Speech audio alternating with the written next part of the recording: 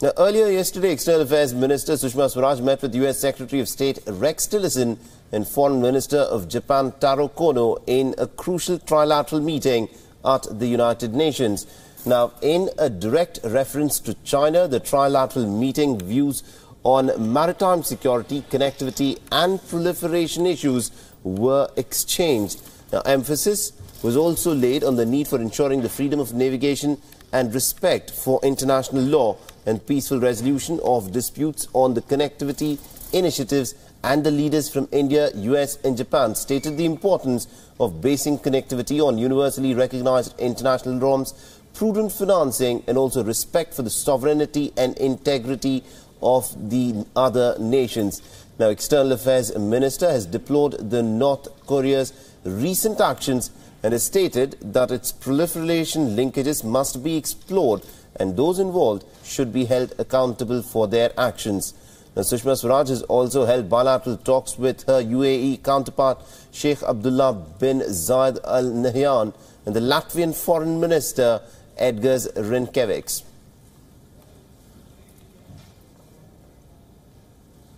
Now, Pakistan's government has decided to implement a tough foreign policy for the United States if its ally status is lowered by Washington. According to reports, the Pakistan government has drafted a three-option policy, the nation's toughest diplomatic policy against the United States so far. Remember, all of this is being done after the statements made by Donald Trump after the review of his South Asia policy.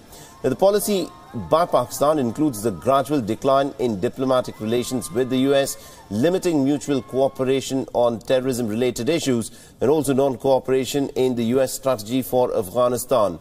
However, the policy will come to effect only after being approved by Pakistan's National Security Committee. Now, earlier in the month of August, announcing his strategy for Afghanistan, President Trump had in fact slammed Islamabad for providing safe havens to terrorists. Now, Trump had also pledged to use a variety of diplomatic, military and even economic tools to combat terrorism, is what he stated, within the region. The Baloch Republican Party has raised the issue of repeated human rights abuses in Pakistan's Balochistan province at the United Nations Human Rights Council session in Geneva on Monday. Now, speaking at the United Nations Human Rights Council, Abdul Nawaz Bukti, representative of the Baloch Republican Party, has said that Pakistan continues to violate the basic human rights, including the civil, social, political and cultural rights of the Baloch people. Now, Bukti has also accused Pakistan of persecuting the Baloch people on the basis of their national identity and political opinion.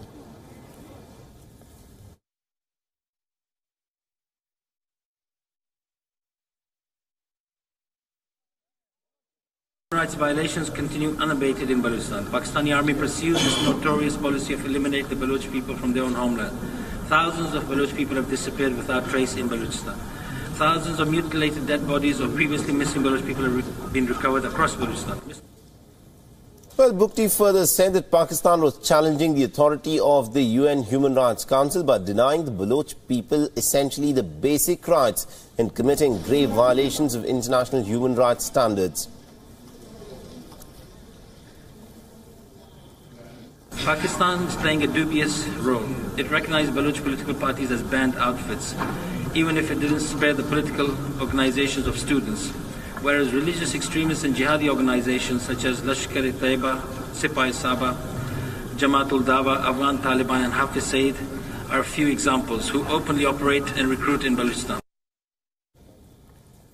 Meanwhile, Pakistan's Foreign Office has issued a démarche to Switzerland's ambassador Thomas Colley over the alleged anti-Pakistan activities on Swiss soil.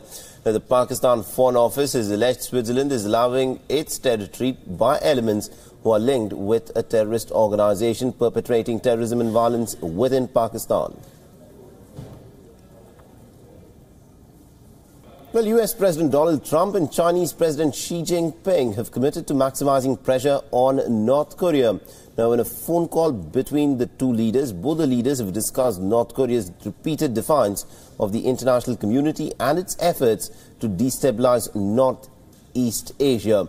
Now, White House officials have said that the two leaders are in fact committed to maximizing pressure on North Korea through strict enforcement of the UN Security Council resolutions. Last week, the 15-member UN Security Council, in fact, agreed unanimously to impose sanctions on North Korea in response for its recent launch of the 2 intercontinental ballistic missiles. President Trump, who is presently in New York, will also be holding several meetings with the world leaders about North Korea on the sidelines of the UN General Assembly meet. The global response to North Korea's repeated nuclear weapons and missile programs is likely to be a chief topic in his address to the Assembly today.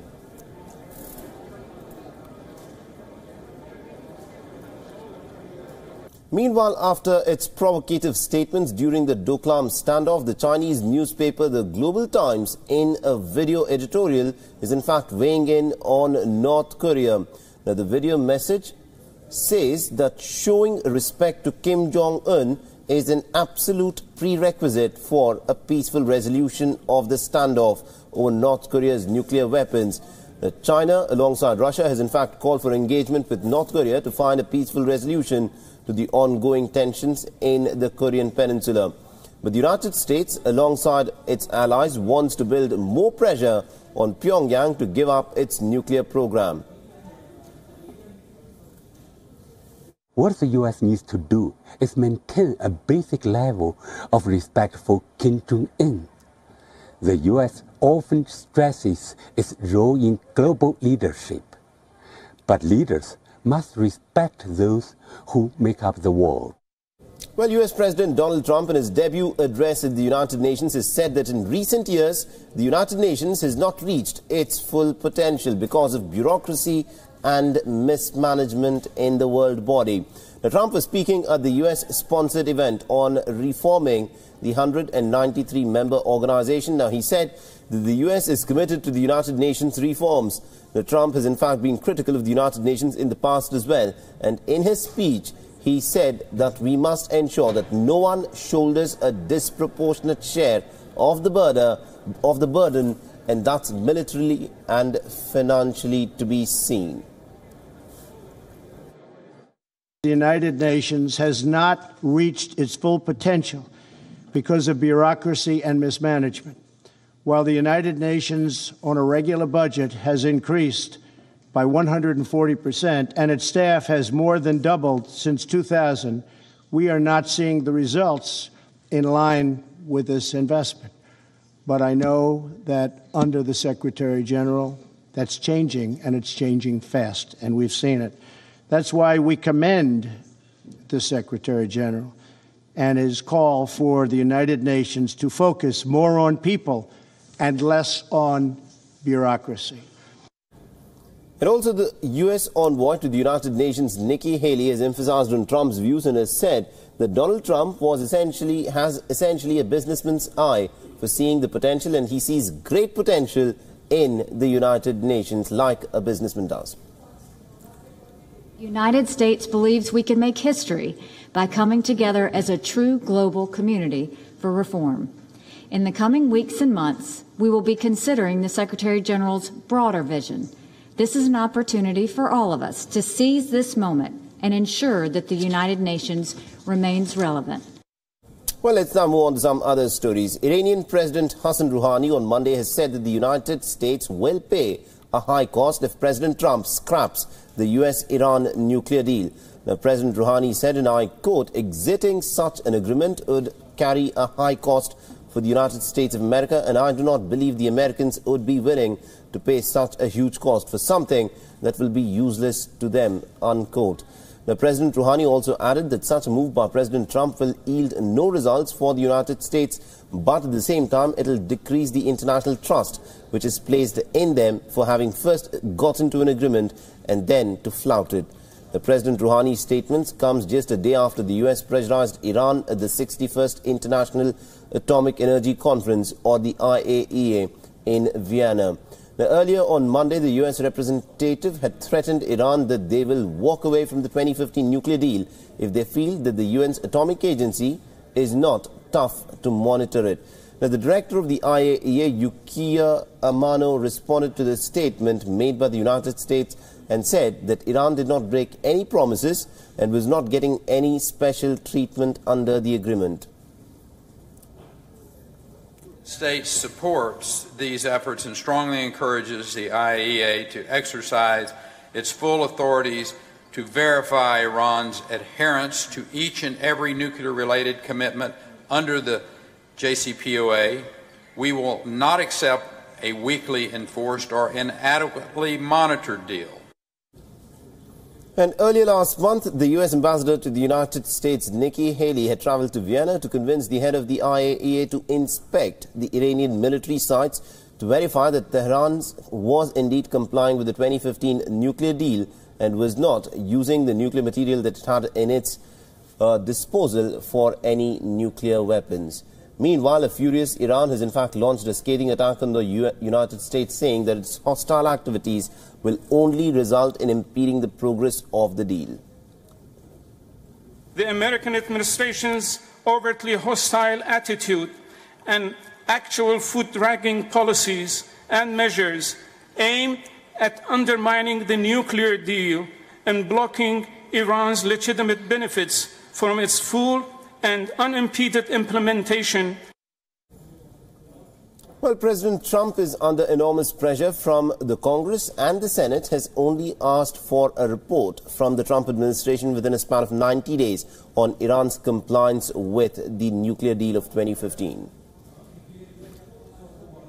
Meanwhile, President Donald Trump and the Israeli Prime Minister Benjamin Netanyahu have met in New York on the sidelines of the United Nations Security Council summit.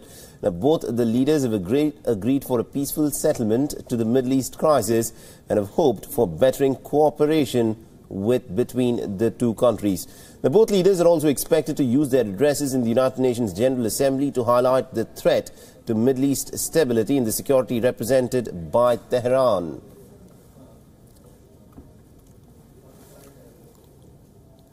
Very hard on it. We'll see what happens. Historically, people say it can't happen. I say it can happen. The alliance between America and Israel has never been stronger, never been deeper.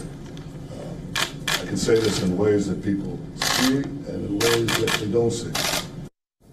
Meanwhile, France has given a staunch defense of Iran's nuclear deal at the United Nations General Assembly in New York, calling it essential in a time when the risk from North Korea looms large on the world.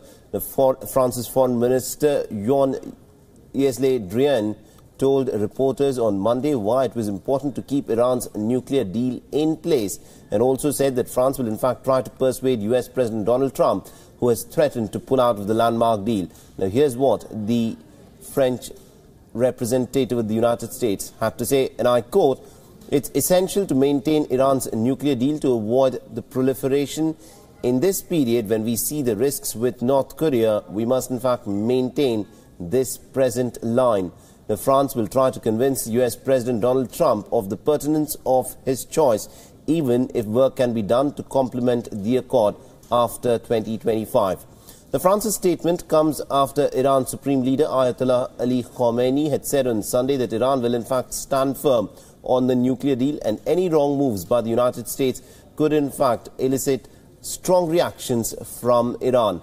Now, Iran's nuclear deal is a 2015 preliminary agreement between Iran and United Nations permanent members, that is the US, the UK, France, Russia, China, plus Germany, and also the European Union. That will reduce Iran's uranium stock by about 98% to 300 kilograms for about 15 years. It will also redesign the Iraq reactor so Iran cannot produce weapons-grade plutonium, and this also is a deal which will require Iran to allow inspections of any site which is deemed suspicious by the international community. Now, there's also a ban which is imposed on the import of ballistic missile technology by Iran for up to 8 years. Now, these are some of the restrictions which Iran had agreed to on condition that the international community itself will help it in providing it with nuclear technology for peaceful purposes of generating power. Now, President Trump will decide by the 15th of October whether or not to revoke the ban, even though Iran has agreed to curb its nuclear program in exchange for relief from the economic sanctions. President Trump has said that Iran had actually violated the spirit of the deal, calling it essentially, and this is what he has said, and I quote, "This is one of the worst deals ever that I have seen," unquote. A statement made by President Trump on an agreement entered by the United States with Iran in 2015. Let's now move on to some other stories. Now, a devastating Category 5 Hurricane Maria has made the landfall in the Dominican Republic and is heading towards Irma, struck Virgin Islands and Puerto Rico. Now, the potentially catastrophic hurricane has lashed the Dominican Islands with wind speeds of up to 160 miles per hour. The Dominican Republic's Prime Minister Roosevelt Skerry has narrowly escaped from his roofless home. Posting on Facebook, Roosevelt said, and I quote, "have been rescued." Well, let's now shift our attention to the crisis that is unfolding in Myanmar, where amidst global condemnation of its treatment of the Rohingyas, a senior Myanmar security advisor has said that his country may in fact allow the Rohingya refugees to return home. Now, addressing media after a ministerial meeting on the ongoing crisis hosted by British Foreign Secretary Boris Johnson on the sidelines of the United Nations General Assembly, Myanmar's National Security Advisor Thong Tun has said that more than 400,000 Rohingya Muslims who had fled the violence in the Rakhine province could and should be able to return, but the process is yet to be decided in terms of its modalities, and this will have to be worked out. Meanwhile, Australia has promised to provide $15 million in terms of humanitarian aid to the Rohingya Muslims who agreed to return to Myanmar.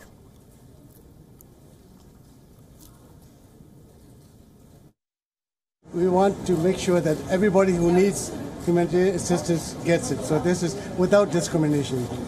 That is one of the things we agreed for. And all the Rohingyas in Bangladesh, will they be allowed to return? The ones who have left recently, will they be allowed to come back?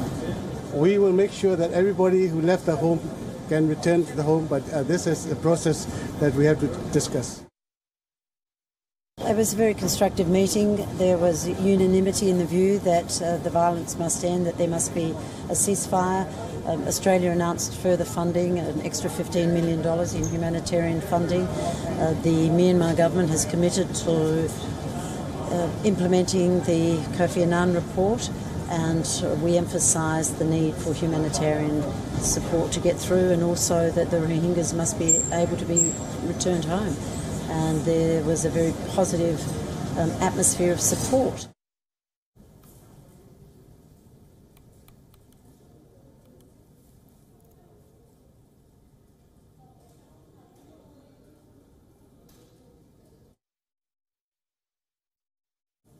Well, that's all the time we have in this edition of the News Bulletin, but don't go anywhere, for coming up on the other side, we'll be taking a look at Foreign Minister Sushma Swaraj, who's presently in New York for the 92nd UN General Assembly session and is also involved in a trilateral meet where she met her US and Japanese counterparts. We'll get you all that and much more on the other side of this short break. Keep watching WION.